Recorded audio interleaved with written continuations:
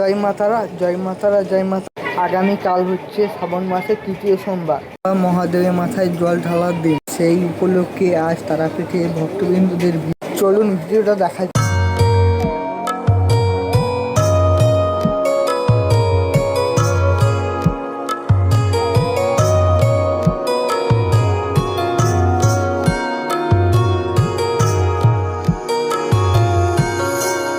পথ চেয়ে মা বসে আছি, তুই আসবি বলে